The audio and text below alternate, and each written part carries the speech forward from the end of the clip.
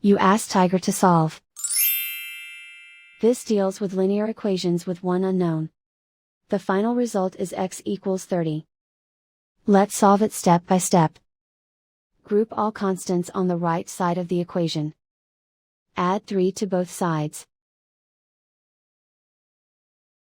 Simplify the arithmetic.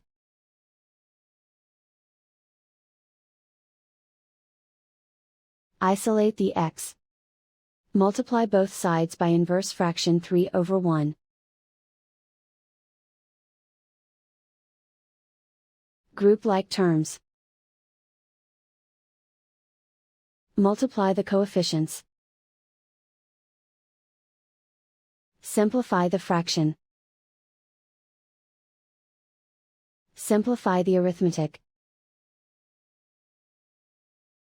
And so the final result is x equals 30.